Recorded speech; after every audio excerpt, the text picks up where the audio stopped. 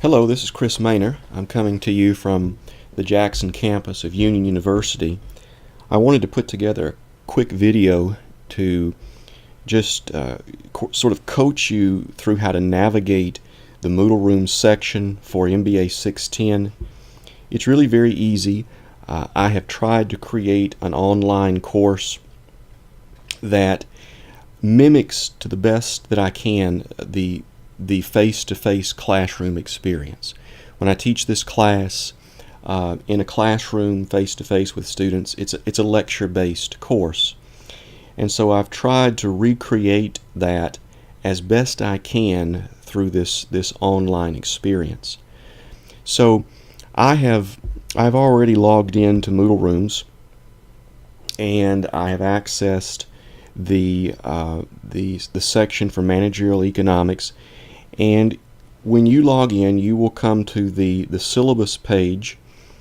In fact, every time you log in, you'll be directed automatically to the opening section here. And of course, if you haven't already, you need to read the syllabus. I've also added this document on best practices, which is really an addendum to the syllabus.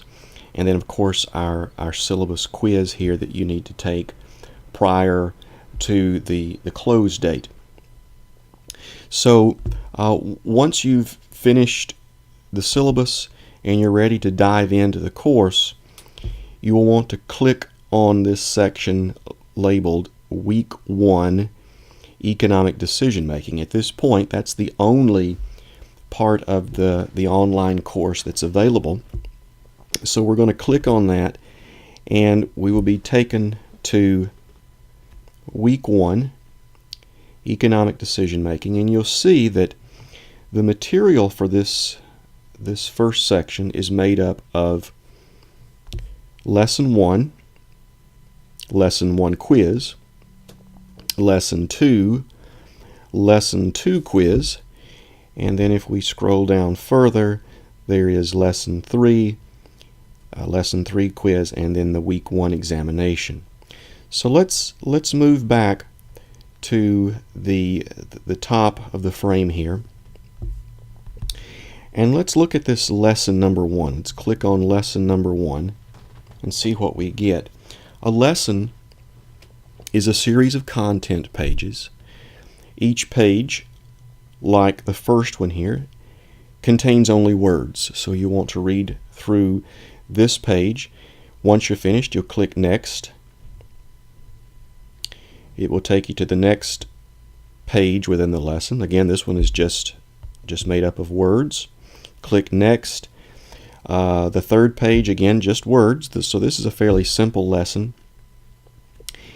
And scroll down, we see that this gets into the definition of cost, implicit versus explicit costs.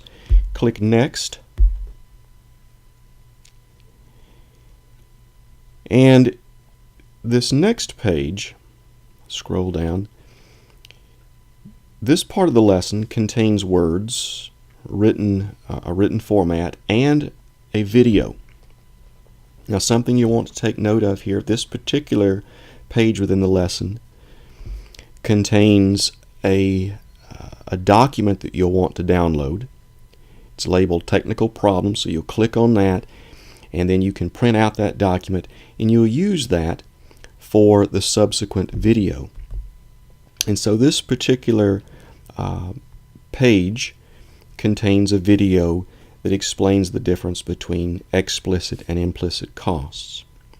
Now, one thing that I want to warn you about, when you're watching these videos, some of them are videos I've created, some of them are videos that others have created, but they all come from YouTube. YouTube has a feature that's called autoplay.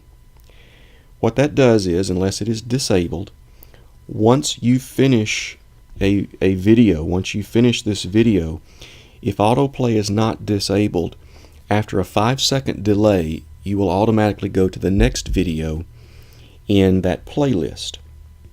You don't want that to happen. For each lesson page that contains a video, there should only be one video per lesson page. So two ways you can handle this. You can disable autoplay. Just Google disable autoplay in YouTube and you'll get some instructions. It will vary depending on the platform you use. Or, and probably the simplest way to do this, is just to be aware. Just be aware that when you come to the end of a video, that it is then time to click next. And so once this video is finished, notice it's only 11.54 minutes, 11 minutes 54 seconds. Click next, and then we'll go to the next page, which also contains a video. This is a Khan Academy video. I'll click on that. It lasts about 8 minutes. Most videos are going to be somewhere between 10 to 15 minutes long. They shouldn't go any more than 15 minutes. And we continue going, and I believe this may be the last part.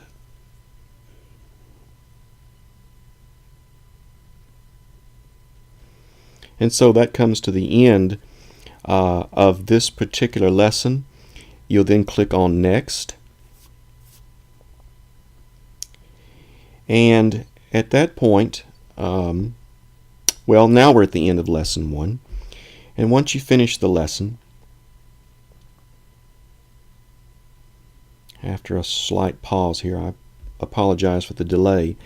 Usually what I would do at this point is just go back to week 1. And once I'm redirected to week 1,